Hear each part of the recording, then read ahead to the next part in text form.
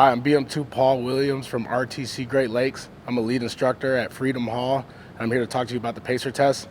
For the PACER test, all you're going to need is some cones, a measuring stick, and the PACER audio to conduct the PACER test. You also need 2 safeties. Before the PACER test, the recruits will conduct push-ups followed by planks. They will get a little time in between the push-ups to do any stretching or whatever they need to do to get ready for the planks. And then after the planks, we will roll right into their PACER test brief, followed by the PACER test. For push-ups, the member will begin face down on the deck, and they'll be propped up on their elbows, fingers in the lock.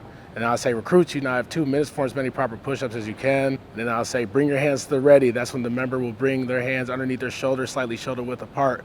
On the command ready up, member will lift entire body up, form a straight line from shoulders to heels.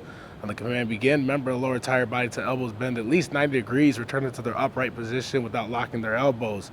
Push-ups are repeated as many times as possible in 2 minutes. The following do not count: sticking your 2-pack in the air, sagging at the waist, only going halfway down, I will call it halfway up.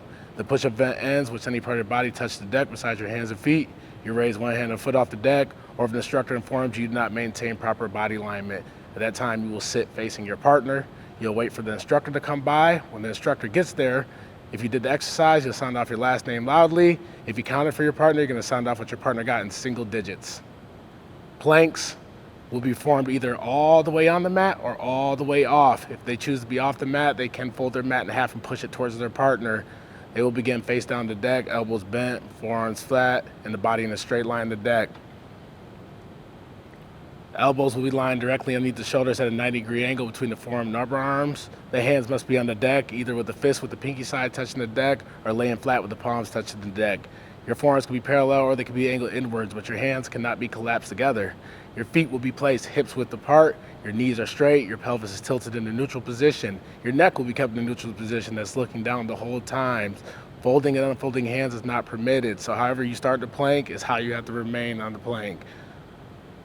Your event will end once you reach the maximum time, which is 3 minutes and 40 seconds. Any part of your body touches the deck besides your forearms, hands, feet. If you lower your head into your hands, if you start shifting your weight back and forth, side to side, that's when you're breaking 90 degrees at the elbows. Or if you get more than 2 corrections on your form, you will be done. Again, once you are done, if you did the exercise, you'll sound off your last name loudly. If you kept time for your partner using the clocks, you'll sound off what your partner got in 4 single digits. So an example would be 1 minute and 20 seconds will sound like 0, 1, 2, 0. All right, to start off, we're gonna measure 65 feet between each cone.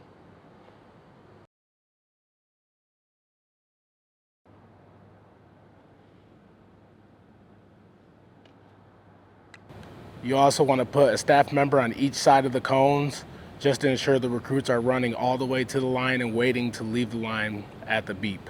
We take the recruits and we line them up with partners. We put one on the cone and one behind the recruit that's on the cone. The sole purpose of that recruit on the cone is to run back and forth when they hear the beeps. The partner behind them will be counting the laps that they get along with how many misses they get. Each time a hand is raised, that indicates a missed lap. So if the recruit does not make it to the cone before the beep, that is a miss. Their partner will hold up in one hand.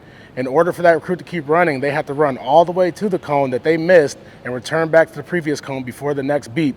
And if they do not, their partner will put up 2 hands. At that time, the recruit that is running will run straight behind their partner and take a seat. The partner will keep their hands up until an instructor comes by to get the runner's lap score.